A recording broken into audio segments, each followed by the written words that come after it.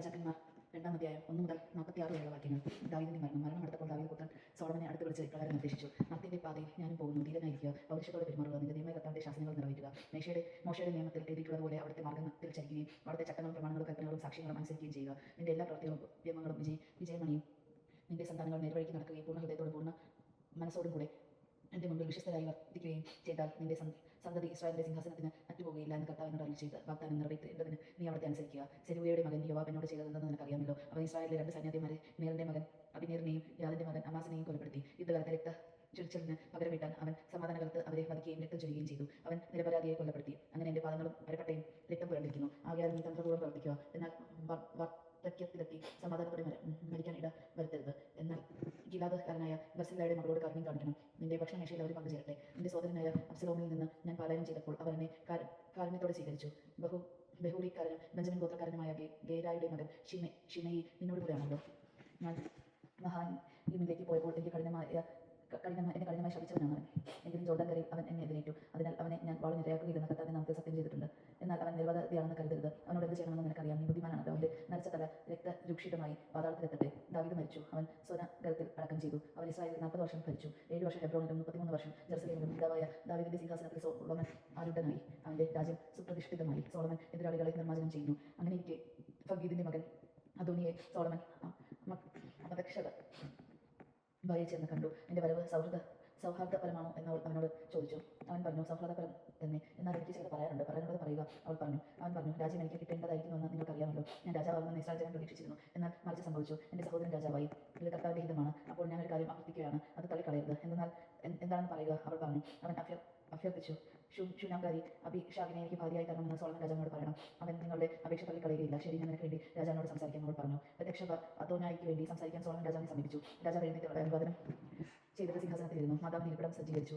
അവൾ രാജാവിന്റെ വലതുഭാഗത്തിരുന്നു. ഞാൻ നിന്നോട് ചെറിയ കാര്യം ആവശ്യപ്പെടുന്നത് തള്ളിക്കളയെന്ന് അവൾ പറഞ്ഞു. എന്താണ് അമ്മേ അത് പറയുക? എന്നെ തള്ളിക്കളയുകയില്ല. അവൻ മറുപടി പറഞ്ഞു, ശൂനാംകാരി അബീഷാഗിനെ നിന്റെ സഹോദരൻ അദോനിയായിക്ക് ഭാര്യയായി കൊടുക്കണം. അവൾ പറഞ്ഞു. സോളമൻ രാജാവ് അവനോട് ഇങ്ങനെ പ്രതികരിച്ചു, ശൂനാംകാരി അബീഷാഗിനെ അനോദ്യയ്ക്ക് വേണ്ടി ചോദിക്കുന്നത് എന്താണ്? രാജാവ് അവന് വേണ്ടി ചോദിക്കാമല്ലോ. അവൻ എൻ്റെ ജ്യേഷ്ഠന്റെ പുരോഹിതൻ അബിയാദറും സെരൂയായുടെ മകൻ യോവാബും അവന്റെ പക്ഷമാണല്ലോ. അനന്തരം സോളമൻ കർത്താവിന്റെ നാമത്തിൽ ശബ്ദം ചെയ്തു, അദോനിയുടെ ഈ അഭ്യർത്ഥന അവന്റെ ജീവൻ ഒടുക്കിയില്ലെങ്കിൽ ദൈവം എന്നോട് അതിലധികവും ചെയ്യട്ടെ. എൻ്റെ പിതാവായ ദാവീദിന്റെ സിംഹാസനത്തിൽ കർത്താവിനെ ഉപവിഷ്ടനാക്കി അവിടുത്തെ വാഗ്ദാനം നിറവേറ്റിക്കൊണ്ട് എനിക്ക് ഒരു ഭവനം തീർത്തിരുന്നു. കർത്താവാണെ, അദോനോ ഇന്ന് തന്നെ മരിക്കണം. സോളമൻ രാജാവിന്റെ കൽപ്പന അനുസരിച്ച് യഹൂദയുടെ മകൻ ബനായ അദോനിയെ വധിച്ചു. പുരോഹിതൻ അബിയാദറിനോട് രാജാവ് പറഞ്ഞു, നിന്റെ ജന്മദേശമായ അനാശത്തോത്തിലേക്ക് പോവുക. നീ മരണശിക്ഷയ്ക്ക് അർഹനാണ്. എങ്കിലും ഇപ്പോൾ ശിക്ഷിക്കുന്നില്ല. ദൈവമായ കർത്താവിന്റെ വാഗ്ദാന പേടകം എൻ്റെ പിതാവായ നേരത്തിന് മുൻപിൽ നീ വഹിച്ചു. കൂടാതെ എൻ്റെ പിതാവിന്റെ എല്ലാ ദുരിതങ്ങളും നീ പങ്കുചേർന്നു. സോളമൻ അബിയാദറിനെ കർത്താവിന്റെ പുരോഹിത സ്ഥാനത്ത് നിന്ന് നീക്കം ചെയ്തു. ഇങ്ങനെ കർത്താവ് ശീലോയിൽ വെച്ച് ഏലിയുടെ ഭവനത്തെ പറ്റി അരുൾ ചെയ്തത് നിറവേറി.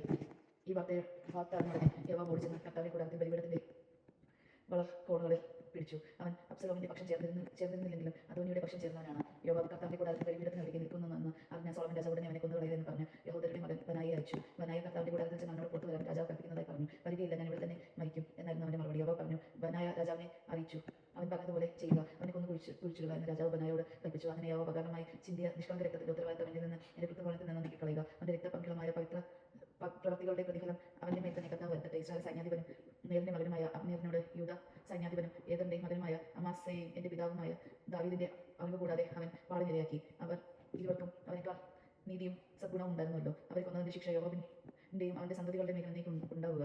ദാവീദ് അവനെ സന്തതികൾക്കും കുടുംബത്തിനും സിംഹാസനത്തിനും കർത്താവിന്റെ സമാധാനം എന്നേക്കും ലഭിക്കും.